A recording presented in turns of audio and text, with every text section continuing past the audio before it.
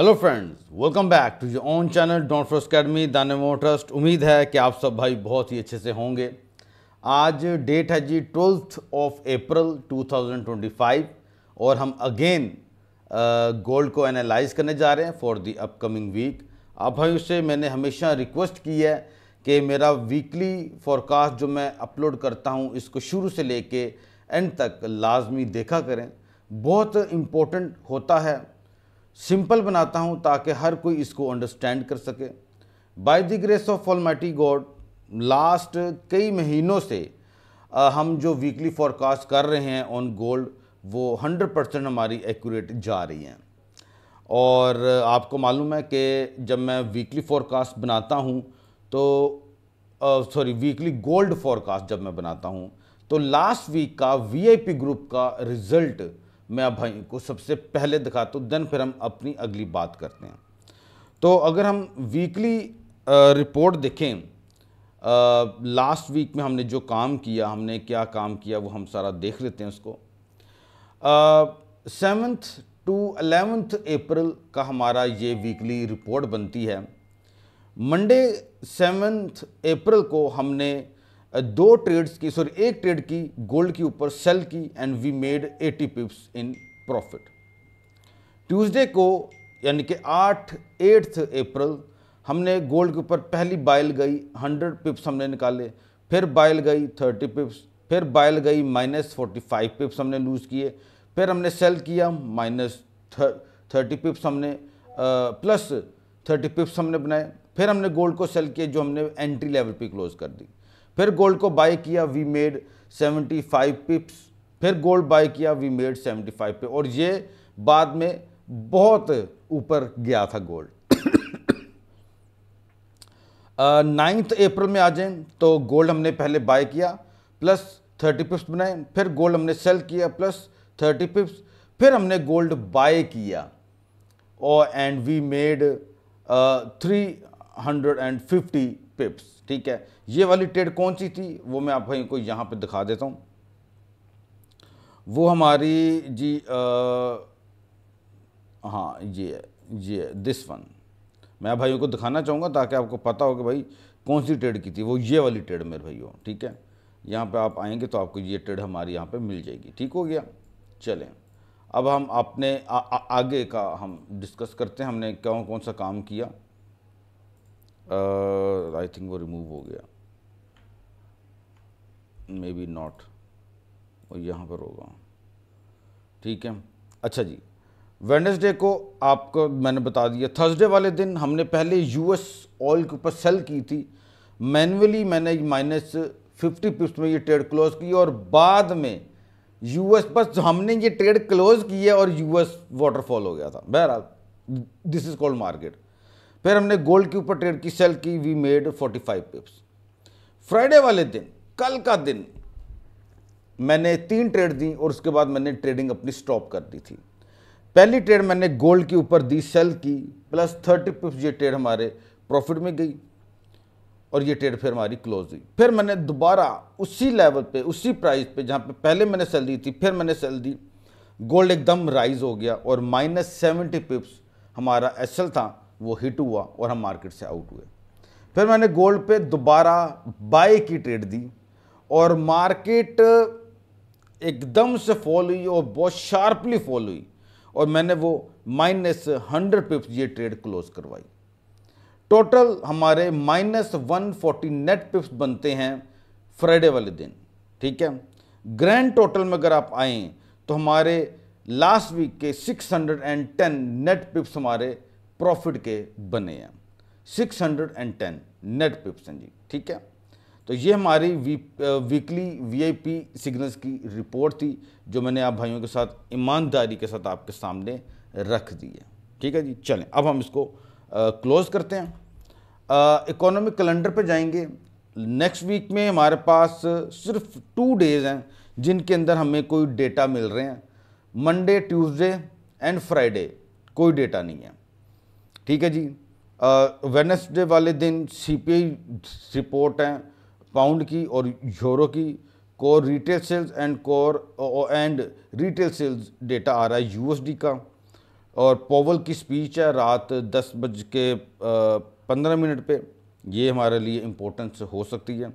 Thursday वाले दिन initial jobless claims का डेटा है और फिलाडेल्फिया फेड मैन्युफैक्चरिंग का डेटा है बस।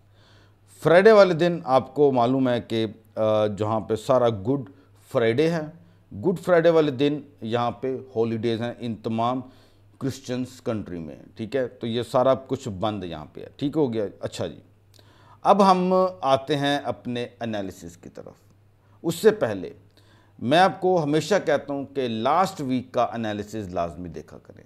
लास्ट वीक मैंने आपको गोल्ड के ऊपर सेम इसी लेवल पे बाइंग का बताया था और आप देख सकते हैं कि एग्जैक्टली मार्केट इस प्राइस से आपकी राइज हो गई, बहुत ज़्यादा राइज होगी बल्कि, ठीक है। पहले डंप एंड देन फिर राइज। ये मेरा वीकली एनालिसिस था लास्ट वीक में, जो कि मैंने 7 to 11 अप्रैल के लिए बनाया था। सेम वही चीज़ हुई। अच्छा जी, अब मुमकिन क्या हो सकता है भाई, अब की बात करते हैं। तो मैं आपको पहले पेपरस्टोन के टाइम के चार्ट पे लेकर आया हूँ। पहले पेपरस्टोन के चार्ट पे लेकर आया हूँ क्योंकि ओएंडा का और पेपरस्टोन का दोनों में डिफरेंस है बड़े टाइम फ्रेम में। H1 तक ये बिल्कुल सही रहते हैं, यानी कि H1, M30, M15 ये बिल्कुल सेम रहते हैं इनके। जैसे ही आप H2, H3, H4 पे स्विच करते हो तो इनकी जो कैंडल्स हैं उनमें आपको डिफरेंस मिलना शुरू हो जाता है।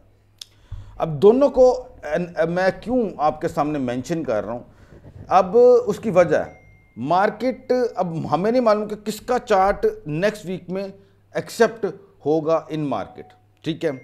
अभी आप देखें यहाँ पे बड़ा सिंपल एनालिसिस है। आप देखें कि ये मैं आपके सामने एक फेयर वैल्यू गैप मैंने ड्रॉ किया। अब यही फेयर वैल्यू गैप आप ज़रा थोड़ा सा इसको मैं बैक पे लेके जाता हूँ तो आपको क्या समझ आ रही है, आपको ये समझ आ रही है कि ये सपोर्ट एरिया है।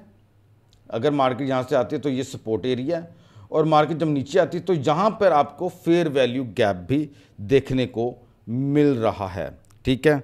यानी कि आप कह लो कि यहाँ पे आपके पास है FVG है, ठीक है। यहाँ पे आपके पास FVG है और यहाँ पे क्या है आपके पास सपोर्ट, ठीक है। यहाँ पे आपके पास क्या है सपोर्ट, यहाँ पे क्या है आपके पास FVG। अब मुमकिन हो सकता है कि मार्केट इस तरीके से अपनी फॉलिंग करे, इस तरीके से डाउन आए तो, और यहाँ पे सपोर्ट और FVG दोनों को यहाँ पे मार्केट क्योंकि ये एक ही टाइम में आ रहे हैं, एक ही प्राइस पे आ रहे हैं, तो यहाँ पे मार्केट फिर इस तरीके से बुलिश हो सकती है। पहले डंप आ सकता है एंड देन बाय में मार्केट जा सकती है, ठीक हो गया। अच्छा, आप भाइयों को मालूम है कि चाइना और अमेरिका की जो ट्रेड वॉर है वो बहुत ज़्यादा एस्केलेरेट कर रही है।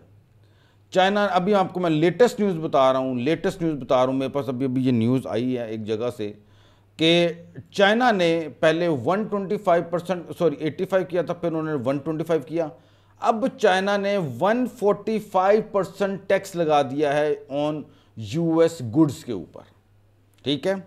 अच्छा जी, ये एक हमने एक देखा कि यार मार्केट रिट्रेसमेंट कर सकती है इस यहाँ से FVG पे आके, क्योंकि यहाँ पे सपोर्ट भी है, तो ये जोन हमारे लिए बहुत ज़्यादा इंपॉर्टेंस रखता है। यहाँ से सपोर्ट लेके मार्केट ऊपर की तरफ जा सकती है क्योंकि फेयर वैल्यू गैप भी है। ओके, दूसरी चीज़ यहाँ पे हमारे लिए जो अभी समझने की है वो है रैली बेस्ड रैली।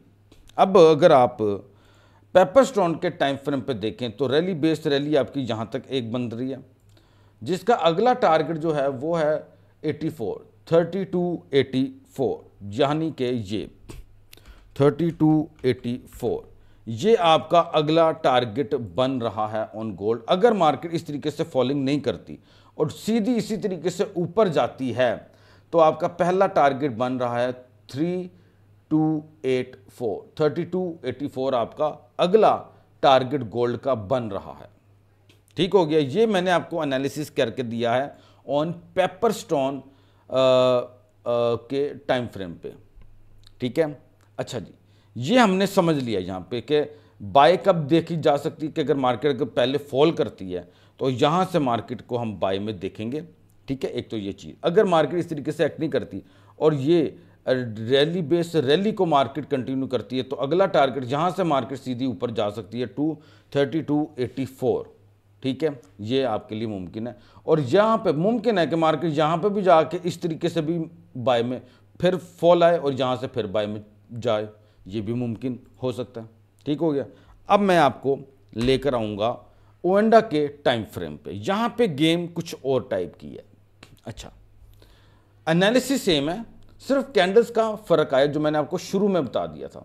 ठीक है, अब आप देखें ये फेयर वैल्यू गैप, यही फेयर वैल्यू गैप आपको पेपरस्टोन के जो चार्ट है H4 पे आपको मिल रहा है। अब मैं इसको यहाँ पे ले जाऊँगा तो यहाँ पे भी मुझे सपोर्ट देखने को मिल रही है। ठीक हो गया, ओके, वेरी नाइस। यहाँ तक तो सब कुछ सेम हो गया। अच्छा, अब हम इसको इसी तरीके से दोबारा ड्रॉ कर देंगे एक दफ़ा ऐसे ही कि यार इस तरीके से मार्केट मूव ऑन हो सकती है। ठीक हो गया। अब यहाँ पे हमने देखना है कि ये तो फेयर वैल्यू गैप है, ये सपोर्ट है जो मैंने पेपरस्टोन के चार्ट पे ड्रॉ किया हुआ है। ठीक है,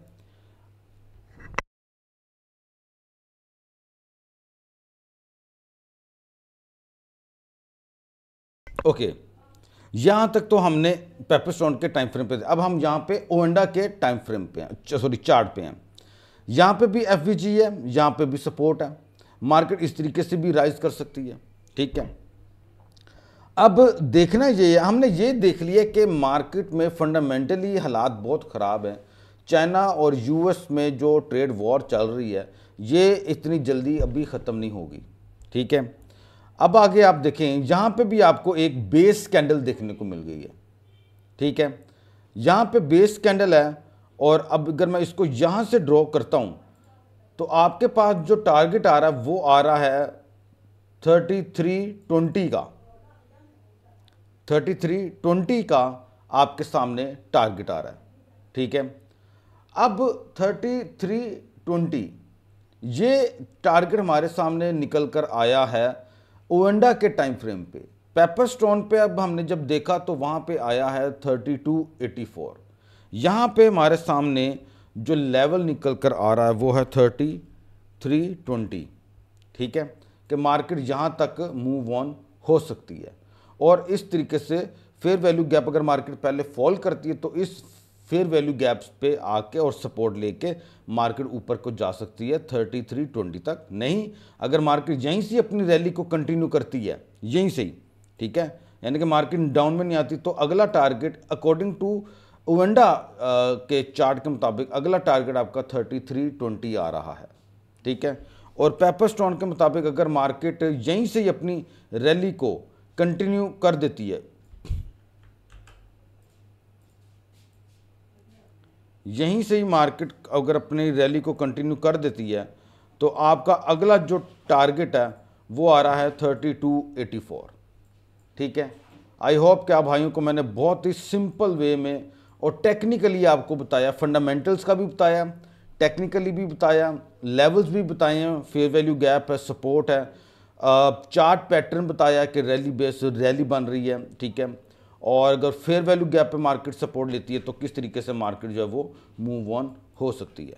मैंने आपको पेपरस्टोन और ओएंडा के दोनों चार्ट इसलिए बताए हैं क्योंकि यहाँ पे दोनों चार्ट्स पे कैंडल्स अलग अलग लग रही हैं, अलग हैं बल्कि। ठीक है, इस वजह से। ठीक है, आई होप कि आप भाइयों को मेरा एनालिसिस जो है गोल्ड के ऊपर पसंद आया होगा और आप अपना ओन एनालिसिस भी इसके ऊपर लाजमी कीजिएगा। अगर आपको लगता है कि मेरा एनालिसिस ठीक है देन ही आपने अपनी ट्रेड जो है वो एग्जीक्यूट करनी है। और ब्लूमबर्ग वगैरह की रिपोर्ट आप देख सकते हैं, इसको देखा करें, यहाँ पे आपको बहुत कुछ देखने को मिलेगा। हालात बहुत ज़्यादा इस टाइम ख़राब हैं, रशिया यूक्रेन की वॉर चल रही है, बहुत बुरे हालात हैं, चाइना और अमेरिका की ट्रेड वॉर चल रही है, फिर ऊपर से अमेरिका का अब मज़ीद मसला बन गया है ईरान के साथ, वो भी एक बहुत हलचल पड़ी है। यानी कि गोल्ड इन तमाम सिनेरियो को देखते हुए गोल्ड लग ही नहीं रहा कि वो फंडामेंटली नहीं लग रहा कि वो नीचे आएगा, और टेक्निकली भी वो हमें सपोर्ट दे रहा है। ठीक है, तो उम्मीद है कि आप भाइयों को मेरा एनालिसिस जो है गोल्ड के ऊपर फॉर द नेक्स्ट वीक पसंद आया होगा और अपना ओन एनालिसिस भी आप लाजमी कीजिएगा। जो भाई मेरे साथ काम करना चाहते हैं, मेरे VIP ग्रुप में ऐड होना चाहते हैं, वो मेरे से व्हाट्सएप पे या टेलीग्राम पर रब्ता कर लें, मैं आपको अपने वीआईपी ग्रुप में ऐड कर लूँगा। मेरा VIP group totally free of cost है अगर आप मेरे साथ काम करते हैं, अगर नहीं देन यू हैव टू पे मंथली फ़ी। अपनी दुआ में याद रखिएगा। लाइव स्ट्रीमिंग में मंडे को मुलाकात करते हैं। अल्लाह हाफिज़।